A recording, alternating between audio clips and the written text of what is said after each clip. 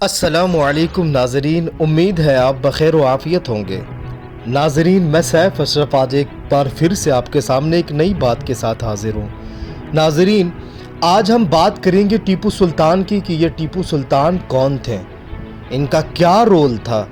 आज लोग कहते हैं कि टीपू सुल्तान एक जालिम हुक्मरान थे, बहुत सारी बातें कहते हैं, मगर आप ये जान लें कि ये बहकी बहकी बातें सिर्फ वही लोग करते हैं जो टीपू सुल्तान की असल तारीख को नहीं पढ़ते हैं या फिर टीपू सुल्तान की तारीख से बिल्कुल नाआशनाई हैं। नाजरीन, मैं आपको बताता चलूं कि टीपू सुल्तान ही वही है जो भारत के पहले स्वतंत्रता सेनानी थे। टीपू सुल्तान वो थे जो अपने आखिरी सांस तक भारत के लिए लड़ते रहे और ये दुनिया के पहले रॉकेट मैन बने, पहले मिसाइल मैन माने जाते हैं। 20 नवंबर 1750 ईस्वी में कर्नाटक में इनकी पैदाइश हुई। इनके वालिद का नाम हैदर अली था। इनका असली नाम सुल्तान फतेह अली खान था। इनकी माँ का नाम फातिमा फखरुन्निसा था। सन 1767 ईस्वी में अपने वालिद के साथ पहली बार अंग्रेज़ के खिलाफ जंग लड़ी, जिसमें बहुत ज़बरदस्त इन दोनों ने मिलकर अंग्रेज़ को शिकस्त दी। 1780 में फिर से जंग हुई, जिसमें अंग्रेज़ से बहुत ज़बरदस्त लड़ाई हुई, जिसमें टीपू सुल्तान ने अंग्रेज़ों से बहुत से भारत के जो कुछ इलाके थे कब्जे कर चुके थे, अंग्रेज़ों से छीन लिया। नाजरीन, आपको ये जानकर हैरानी होगी कि जब टीपू सुल्तान तने तनहा अंग्रेज़ों से लड़ रहे थे और भारत से अंग्रेज़ों को खदेड़ रहे थे, ऐसे वक्त में अपने ही लोगों ने टीपू सुल्तान के साथ धोखा किया। आपको ये जानकर हैरानी होगी कि जब मराठाओं और निज़ाम को चाहिए था कि वो टीपू सुल्तान के साथ खड़े होकर वो अंग्रेज़ों का सामना करे, ऐसे वक्त में वो लोग मराठा और निज़ाम अंग्रेज़ों के गोद में जाकर बैठ गए।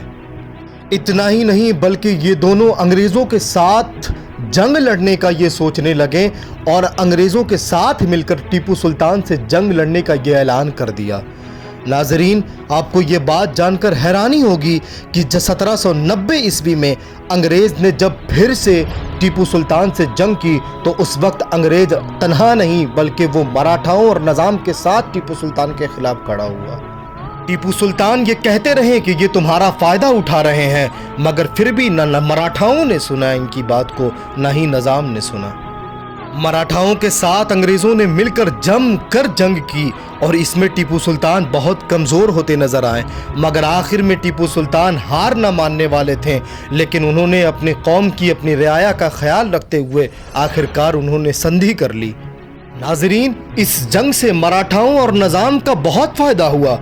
अंग्रेज़ों ने उसे भर भर कर बहुत सारे रुपये पैसे दिए, मगर आप ये जान लें कि मराठाओं और निज़ाम को ये पता नहीं था कि वो चंद माल की वजह से अपने भारत को बेच रहे हैं। टीपू सुल्तान की ताकत ख़त्म होने के बाद भी वो अंग्रेज़ को भारत से खदेड़ने का सोच रहा था। एक तरफ मराठा और निज़ाम की धोखेबाजी और दूसरी तरफ मीर सादिक की धोखेबाजी की वजह से आखिरकार उनकी शिकस्त होती है। याद रखें, आज लोग कहते हैं कि टीपू सुल्तान एक जालिम हुक्मरान था, तो ये बात भी जान लें नाजरीन कि ये वही टीपू सुल्तान थे जब इस शेरे हिंदुस्तान का जब जनाजा मैसूर की गलियों से निकलने लगा तो खा वो हिंदू हो, मुसलमान हो, किसी भी मज़हब के मानने वाले हो, बूढ़े हो, बच्चे हो, जवान हो, हर किसी की आंखों में आंसू थे। ये वही टीपू सुल्तान थे जब इनकी शहादत हुई तो जनरल हैरिस इनके पास आता है और आकर कहता है कि टीपू सुल्तान मर गया, आज से हिंदुस्तान हमारा हुआ, अब पूरे भारत में कोई भी ऐसा नहीं जो हमारा मुकाबला कर सके। महात्मा गांधी टीपू सुल्तान को यंग इंडिया का आइडियल किंग मानते थे। लॉर्ड वेलेस्ली जो कि अंग्रेज़ का गवर्नर था, उसने टीपू सुल्तान की वफ़ात के बाद आकर कहा कि अब हिंदुस्तान में कोई भी ऐसा नहीं है जो हमारा मुकाबला कर सके। इतना ही नहीं, आप ये भी जान लें कि अंग्रेज़ों ने टीपू सुल्तान को यहाँ तक कहा कि आप हमारे साथ आकर मिल जाएं, हम आपको माला माल कर देंगे, मगर इसी शेरे हिंदुस्तान ने जवाब दिया कि गीदड़ की 100 साल ज़िंदगी से बेहतर है कि मैं शेर की एक दिन की ज़िंदगी जीऊँ। टीपू सुल्तान की तारीख को जिन्होंने नहीं पढ़ा है, जो नहीं पढ़ते हैं, जो टीपू सुल्तान के बारे में नहीं जानते हैं, वही लोग नेगेटिव बात ही कर सकते हैं।